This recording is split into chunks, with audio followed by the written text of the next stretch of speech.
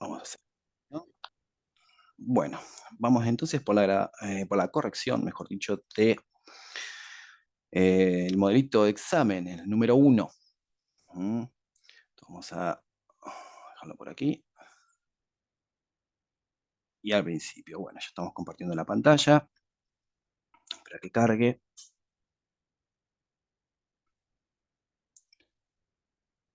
Bien. Acá tenemos más. Admitir.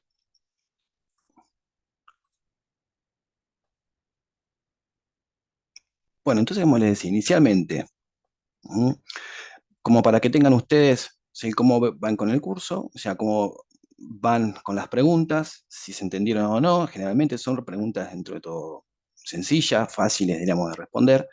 En el examen va a haber algún tipo así de preguntas, no muchas de este tipo, ¿sí? O sea, de respuesta corta sería, o, ¿cómo decirlo?, de fácil resolución. Va a haber preguntas de otro tenor, pero sí parecidas, ¿eh? O sea, de todos los temas que vamos abarcando.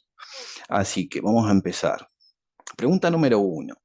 ¿Cuáles son las ventajas y desventajas de la resonancia magnética de desarrollo? Entonces uno tiene ahí la posibilidad de escribir algunas cosas. Bueno, entonces lo primero que podemos decir de la resonancia magnética como la gran ventaja que tiene es este poder de caracterizar los tejidos o sustancias. Al poder caracterizarlas a estas sustancias, podemos distinguir una por sobre otra. Entonces esa es una la principal ventaja con la cual nos vamos a encontrar, ¿sí? Caracterización tisular, por un lado. Podemos ver líquidos, si ese líquido tiene contenido, podemos ver grasa, podemos ver tejidos, diferentes tipos, y cada uno va a tener su señal, cada uno va a tener su tiempo T1 y su tiempo T2, o sea, va a emitir una señal diferente. Entonces se puede caracterizar uno por sobre el otro. A su vez también, lo que nos permite es cortar, o sea, mostrar en imágenes una resolución submilimétrica. Podemos llegar a resoluciones muy, muy pequeñas. Entonces, esta es otra de las ventajas que podemos mencionar junto, además también que es una técnica que no utiliza radiación electromagnética ionizante. Trabajamos con radiofrecuencia, entonces esa es otra de las ventajas por sobre otra técnica. No tenemos en este caso radiación que se absorbe, ¿verdad? Y como desventaja, ¿qué podemos decir ahí de desventaja? Vamos a decir, lo primero, los costos que pueda llegar a tener los equipos, si sobre todo los equipos cerrados, estos que van a ser con campos magnéticos con helio, que requieren mantenimientos continuos, cargas de helio son muy caras, el helio es un elemento escaso. Entonces esa es una de las desventajas, los costos. Podemos decir también otra de las desventajas, los tiempos prolongados de estudio, ya sea para un resonador abierto o un resonador cerrado, para los dos.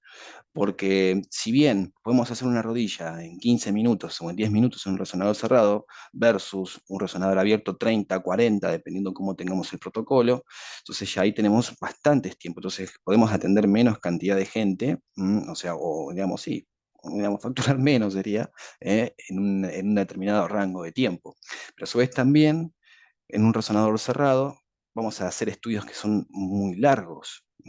Imagínense, cuando queremos estudiar o sea, todo el sistema nervioso, cerebro, columnas, entonces tenemos ahí tiempos que pueden ser de 1 hora y media, 2 horas, dependiendo qué tipo de estudio estamos haciendo.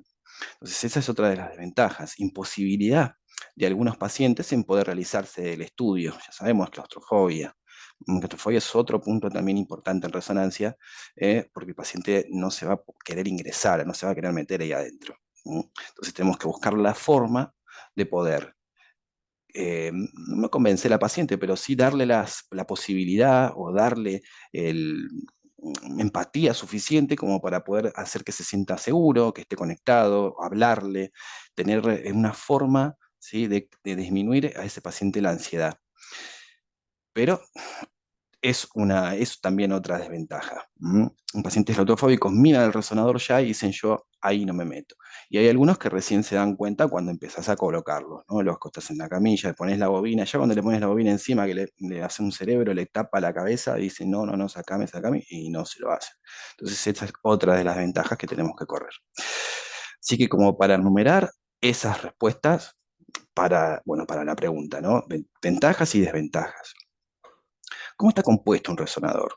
Esto también ya lo vimos, el campo magnético principal o magneto principal, bobinas de gradiente, bobinas de superficie. Bobinas de gradiente, recuerden, las que estabilizan el campo magnético, codificación espacial de la señal. Bobinas de superficie, aquellas que emiten y reciben radiofrecuencia. Sistema de detección de signos vitales, en los cuales vamos a poder realizar estudios con gatillados, tanto cardíacos como respiratorio. Detector PET, en el caso, bueno, de resonancia y PET, o sea, fusión de imágenes. Son los componentes que nombramos como principales en un resonador. Después, 4. ¿Cómo se puede clasificar los resonadores? Por su estructura, por un lado, y por sus magnetos. Esperen que tengo aquí un mensajito. Entonces, por su estructura, resonador abierto y cerrado, permanente, resistivo y superconductivo. Esa es la otra clasificación. A ver. ¿Qué más? Vamos a seguir. La número 4. ¿Cómo está compuesto un agente de contraste para resonancia magnética? ¿Mm? ¿Cómo estaría compuesto esto? Habíamos dicho de que tenemos una sustancia, por un lado, que era una sustancia, una molécula diseñada para que cumpla una función dentro del organismo, ya sea de distribución, de cómo se distribuye en el cuerpo y a su vez también a dónde va a ir a parar para después también eliminarse. Y también lo otro que tenía el quelato, la característica de un quelato, era que encerraba la molécula, encerraba el ion de gadolinio al metal, digamos, sí, el metal de gadolinio, el ion ahí, lo dejaba encerrado. ¿Por qué? Porque es un tóxico. Entonces no queremos que ese gadolinio interactúe con membrana celular, ¿no? Va a romper. Entonces, esto por un lado, la molécula, el quelato, y por otro lado, el ion metálico. ¿Para qué se utiliza la jaula de Faraday? Mm, Jaula de Faraday para absorber ondas electromagnéticas del exterior, permitiendo que no ingresen al recinto del resonador. ¿Sí? Em, Como les venía diciendo, preguntas bastante de resolución corta, ¿sí? Sin la necesidad de, ¿cómo decirlo? Desplayarse demasiado, ¿verdad? Porque a veces uno quiere meter por ahí palabras y a veces la termina amarrando. Entonces, la respuesta ahí clara, ¿para qué? Esto, ¿sí? ¿Para qué? Lo otro. Un segundito que mando aquí un mensaje. Acá. Ahí está una alumna que está teniendo problemas para ingresar. Bueno, a ver. Seguimos. Número 6. ¿Qué núcleos pueden absorber energía de radiofrecuencia? Los núcleos que pueden absorber energía de radiofrecuencia son aquellos que poseen electrones desapareados en sus orbitales. Momento magnético alto.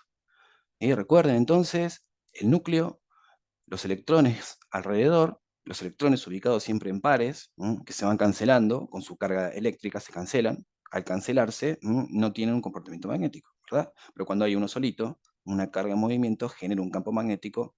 Entonces, por lo tanto, ese ion va a comportarse, mejor dicho, ese átomo va a comportarse como un pequeño imán. Se puede imantar, se puede poner bajo la influencia de un campo magnético externo poderoso y este va a reaccionar a ese campo y se va a alinear con el mismo. El hidrógeno, fundamental, porque es en el cual vamos a poner en evidencia, en imágenes, ¿sí? Pero hay otros elementos también que tienen electrones desapareados, y al tener, digamos, esos electrones desapareados, también se podría enviarles energía para que después nos la devuelvan. Fósforo, por ejemplo, uno también tiene. Pero ¿qué pasa? No es tan abundante en el cuerpo. Al no ser abundante en el cuerpo, no vamos a tener una imagen como para poder formar una imagen, ¿sí? Pero se podría hacer. Y cada uno de esos elementos va a tener su propia frecuencia, va a reaccionar diferente al campo magnético, que eso lo vamos a ver con más detalle en la próxima clase. La fuerza magnética es una magnitud, tres puntitos, magnitud vectorial. ¿Esto qué significa? Que es vectorial, ¿sí? Que se puede sumar energía o restar energía a un campo, ¿sí? Va a seguir, tiene una dirección y tiene una potencia, una energía. Entonces, con eso, con esa es una magnitud vectorial, nosotros podemos de alguna forma modificar ese campo magnético, disminuyendo su intensidad o aumentándola. ¿Mm? Otra de las preguntas, para la 8, ¿para qué se utilizan las bobinas de gradiente? Decimos también, las bobinas de gradiente se utilizan para desestabilizar el campo magnético principal en forma ordenada y conocida. Bobinas de gradiente, recuerden, son las encargadas de la codificación espacial. 3 pares de bobinas en cada uno de sus ejes, eje longitudinal, después derecha, izquierda, anterior y posterior. ¿Cuántos campos magnéticos intervienen en resonancia magnética? 3 campos magnéticos.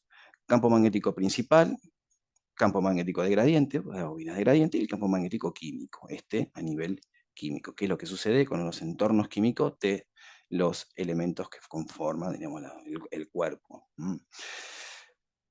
¿Qué reacciones adversas pueden ocurrir al inyectar contraste endovenoso? Es una forma de decir reacción adversa. Recuerden algo, digamos, que le puede causar algún problema al paciente, pero no reacción alérgica, ¿eh? Hay que tener también eso presente, pues son dos cosas diferentes. Náuseas y vómitos, 0,42%, esto es lo que más o menos se indica en cuanto a número, o sea, qué es más probable, digamos, que suceda. Dolor y calor en la inyección, sobre todo si se extravasa, también cefaleas. Y después, por último, y si podemos mencionar reacciones alérgicas, cutáneas, severas. Rarísimo, raras, son muy raras, pero pasan. Pasan reacciones alérgicas, sobre todo cutáneas.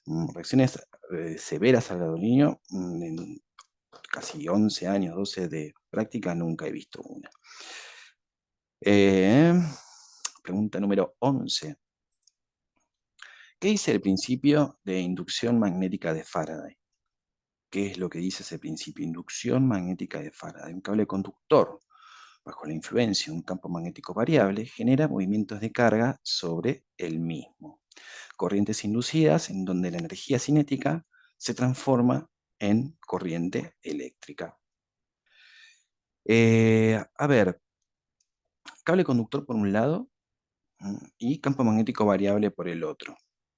Lo que habíamos hecho mucho hincapié es que no necesariamente el campo magnético tiene que variar.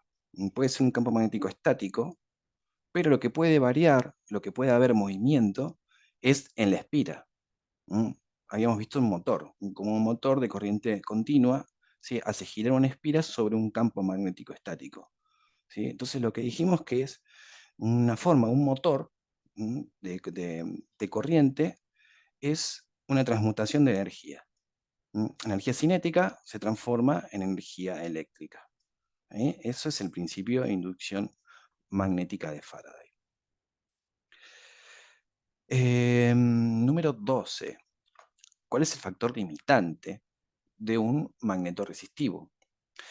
El factor limitante de los magnetos resistivos es la cantidad de corriente inducida por el bobinado.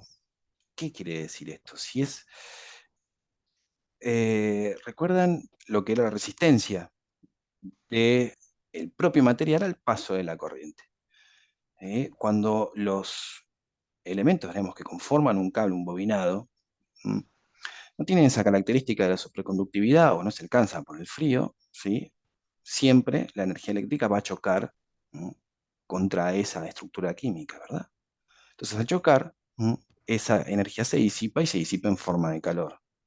Entonces, de alguna forma, si queremos aumentar exponencialmente el campo magnético, porque queremos más campo magnético, si sobre un bobinado de cable, lo que va a terminar pasando es que va a aumentar demasiado la temperatura y se va a fundir. Entonces, a mayor energía, mayor campo magnético, pero debido a la resistencia del material al paso de la corriente, este es un factor limitante.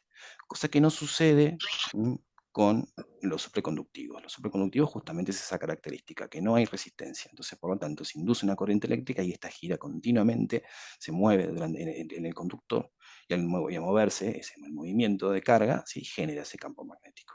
Entonces, factor limitante, la resistencia. Mayor energía, mayor campo magnético, pero por resistencia, si aumentamos demasiado la corriente eléctrica, los cables se funden. Entonces, por lo tanto, la energía es un factor limitante en los resonadores resistivos. Recuerden, los magnetos resistivos son aquellos que se pueden apagar. El equipo baja, bajamos todo el sistema del equipo, ¿sí? Y el campo magnético desaparece. Podemos entrar a la sala, ahí entra un balde, lo que sea, y no va a pasar nada porque está apagado. ¿Sí? Cuando volvamos a trabajar, el campo magnético se acciona, sube, hasta que llega un punto que se estabiliza y ahí comenzamos con los estudios. Número 13. ¿Qué es un electroimán?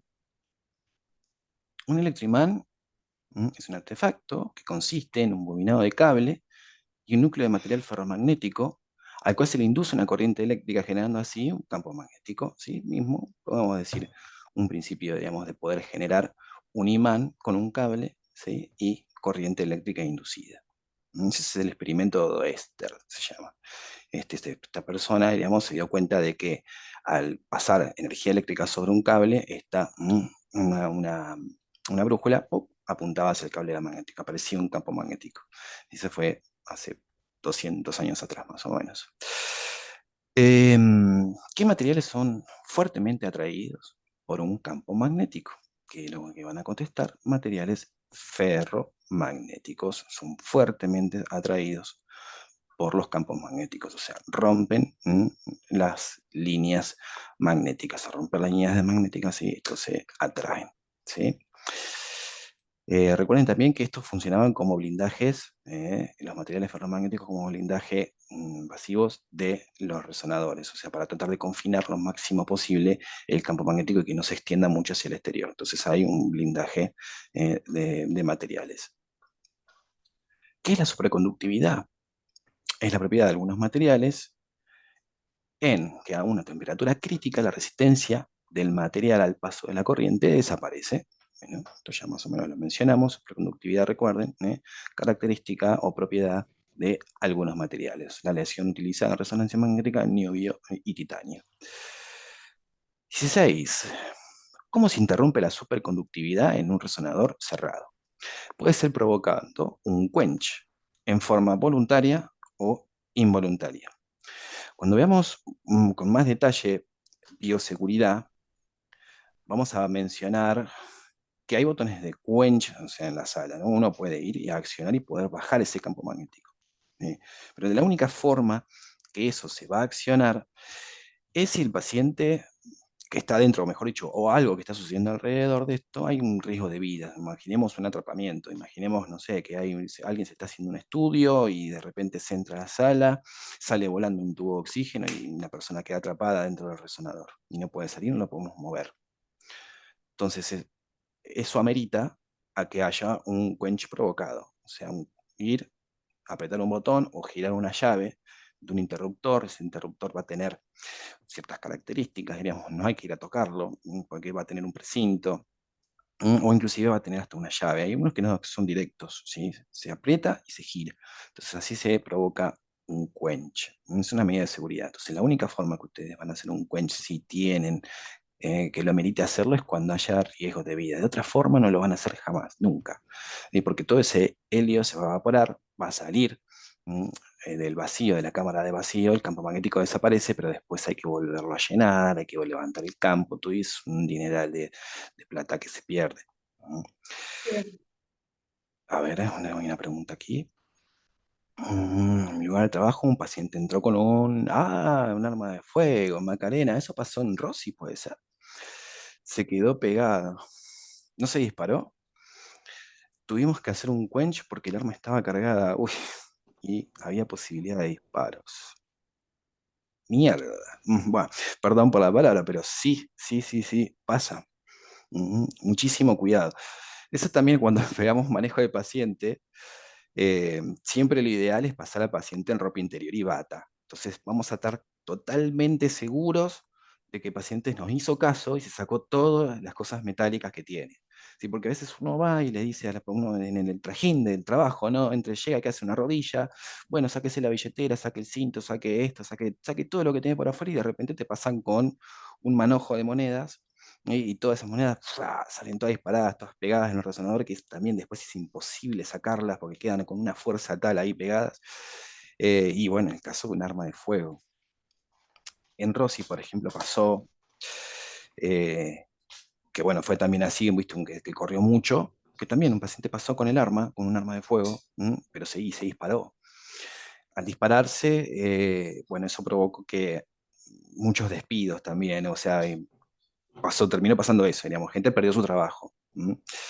Eh, hicieron mal, hicieron bien, algo eso hicieron, o sea, no tuvieron todos los recaudos necesarios. ¿Por qué digo esto, que no tuvieron todos los recaudos necesarios? Porque el paciente tiene que estar, o sea, tenemos que tener la seguridad de que ese paciente esté, ¿cómo decirlo?, sin nada metálico, o algo que pueda provocar un accidente.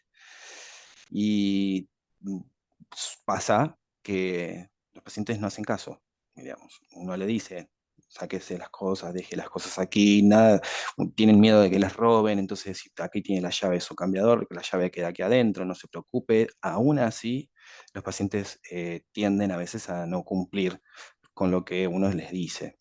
A veces también inclusive y no quieren decir qué tienen a veces en el cuerpo. A veces también pasa. Por ejemplo, implantes que son en partes pudendas, como implantes penianos y cosas así, son reacios a reconocer que tienen eso puesto.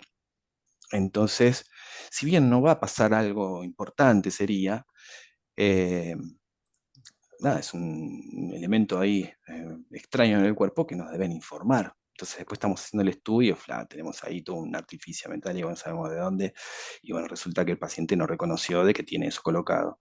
Pero una de las mejores formas para evitar este tipo de accidentes es paciente, ropa interior y bata. Entonces estamos totalmente seguros de que no está ingresando nada peligroso adentro del resonador. Entiendo que puede ser, ¿cómo decirlo?, lento, en el sentido de que hay que esperar que se cambie, tenemos que tener también todos los elementos, las batas, los descartadores, bueno, todos los elementos para darle al paciente, ¿sí? Pero es la mejor forma de poder evitar este tipo de accidentes. Así que sí, se imagino que tuvieron que hacer ese quench, claro, en forma voluntaria, Dios mío. Bueno, seguimos. Vamos para la 17.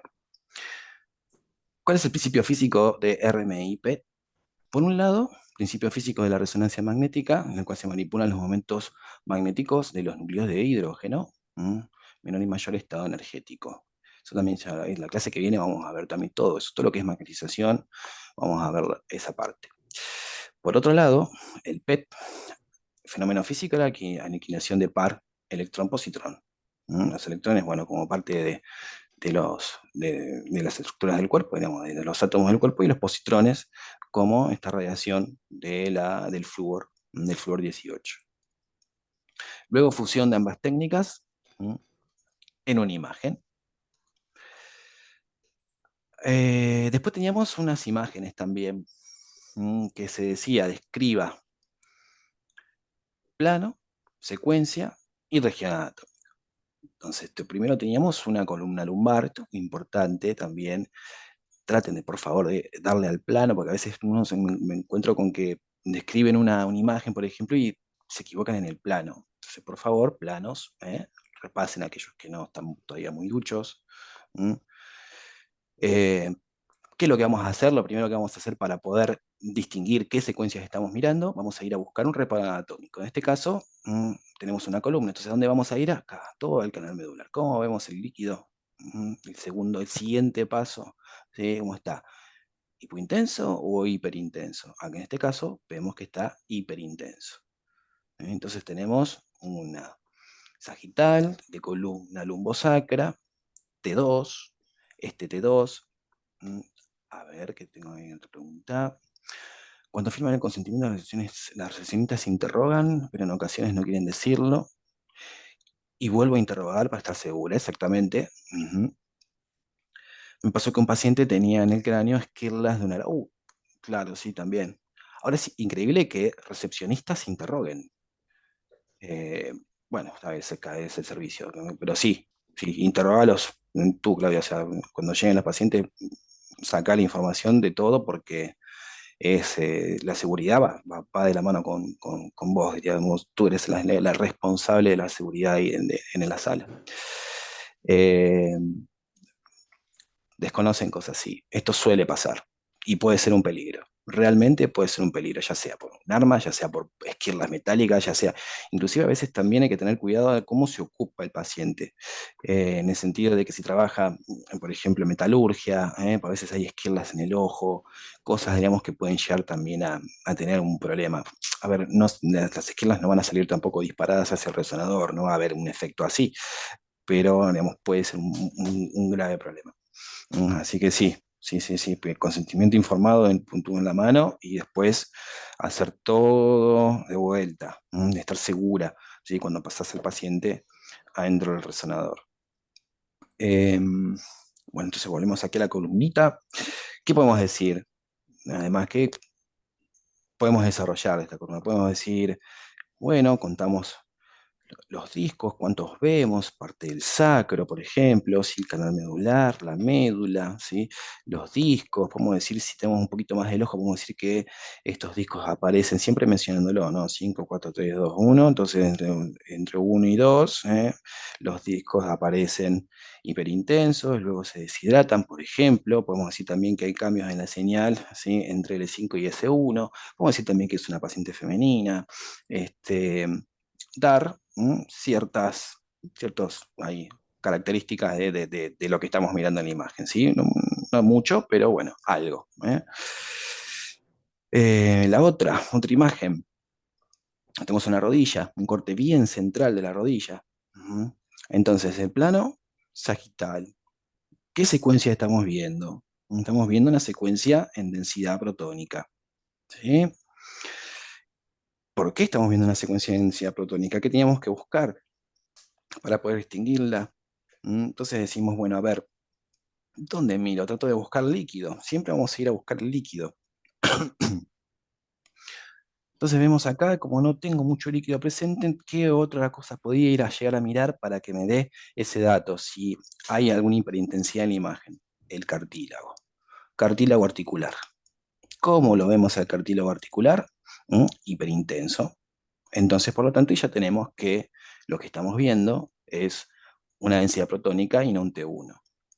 Otra de las formas para poder distinguir si es un T1 o es una densidad protónica, que son por ahí medias las dos un poco confusas, es la señal de los músculos. En el T1, los músculos los vamos a ver bien, bien hipointensos. En este caso va a tener un poquitito más de señal, van a ser hipo, pero bueno, van a tener un poquito más de señal. ¿Qué podemos decir de esta rodilla?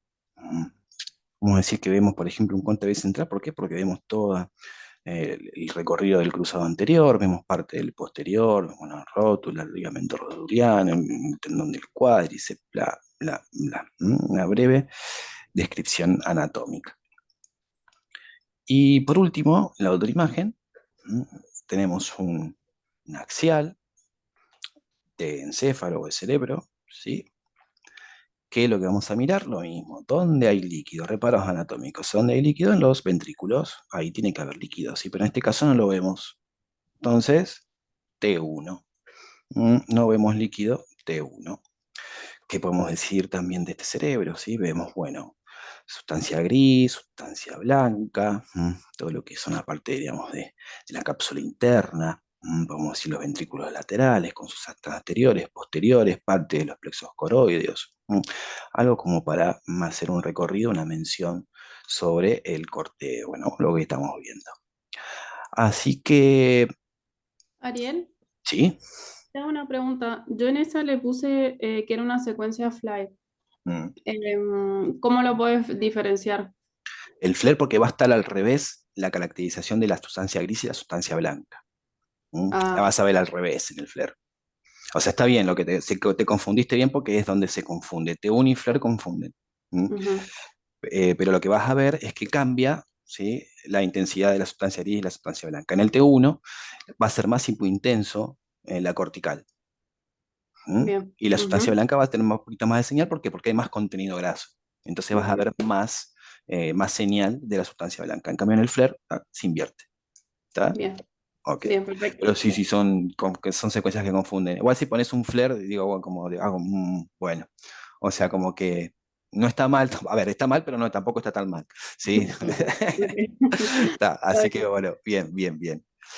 Eh, bueno, estas son las preguntas. A ver más, espero que hayan hecho ahí su repasito. Espero que hayan aprobado. Así que nada, si tienen alguna pregunta más sobre esto, escucho. Voy a dejar de compartir ya. Y vamos a detener la grabación. Ah, todavía no. A ver si acá. Ah, esto es lo que decía Claudia de los pacientes. Esto lo vamos a ver, como con bastante detalle, ¿sí? Todo lo que es manejo del paciente, importante, ¿sí? Para tratar de evitar este tipo de problemas que a veces pueden, o sea, podemos perder nuestro trabajo o puede haber un riesgo de vida importantísimo. Hubo casos de elementos que han salido, impactaron sobre pacientes. O sea, cada tanto uno siempre lee algún accidente en resonancia, ¿sí? Gente que a veces en lugares que meten directamente toda una camilla esta de internación, pues decís, ¿cómo puede ser que hayan metido semejante cosa dentro de...? Quisiera entender bien las diferencias del DP con el T1, solamente tengo que buscar en el cartílago hiperintenso. Eh, es uno de los reparos que vas a poder buscar, ¿sí? Primero el cartílago, a ver, no, primero líquido, lo que vas a buscar primero, tratar de buscar líquido. Si en esa rodilla, por ejemplo, lo que no había eran depósitos líquidos importantes como para decir, bueno, está hiperintenso, ¿sí? No los teníamos. Entonces, si no tenés, por ejemplo, no estás segura que haya líquido, lo que podés hacer, ¿m? Es buscar otro parámetro. ¿Qué otro parámetro tenés? El cartílago. En las secuencias de P, el cartílago aparece hiperintenso por sobre el T1. Y luego, el último, es decir, bueno, a ver si ya no estoy seguro, no tengo cartílago que veo, no tengo líquido tampoco, ¿cómo se ve el músculo? Si el músculo se ve muy hipointenso, es un T1. Si el músculo se ve con un poquito más de señal, es hiperintenso. Hiperintenso, mejor dicho, es por sobre. Una hipointensidad segura, sí, o importante, está sobre de una densidad protónica. La mejor forma siempre va a ser tratar de comparar, pero la idea es que vos tengas algún reparo como para poder buscarlo. Primero líquido, ¿sí? Si tenés líquido hiperintenso. Segundo, cartílago, el cartílago se ve en DP, ¿sí? Y tercero, las diferencias, digamos, intensidad de señal de músculos sobre T1 y T2. T1 bien hipointenso. ¿No conviene hacer primero un DP para localizar el líquido y después poder diferenciar el DP y el T1? Sí, bueno, pero en el caso de a ver, lo que estamos haciendo es como si fuese semiología de imágenes. Obviamente, si vas a tener un DP FATSAT, vas a poder encontrarlo mucho mejor, digamos, sí, ya ahí lo tenés. Pero si estás viendo un DP solamente y vos decís, ¿qué estoy mirando acá? ¿Un T1 o un DP? Y te ponen esa sola imagen, tratar de buscar algún reparo, ¿sí? Alguna forma de que vos puedas identificar esa secuencia. Estaba mirando también que en Rossi hacen todo un examen para los candidatos a resonancia y hacen también, ponen imágenes, qué secuencias son, bla, bla, bla, toman como una especie de pruebita, y sobre todo con semiología de imágenes. Pero sí, en esto, lo que estamos haciendo en este caso es con una imagen puntual y en particular. O sea, cómo distinguir una por sobre otra. ¿Eh? Em, bueno, vamos a cortar ahora, hacemos 5 minutos grabación y vamos por la segunda parte de la clase, así ya hacemos protocolo de hombro. Así que finalizo por aquí. Bueno, en 5 minutos les mando también para ir por el grupo para que vean cuando está el enlace.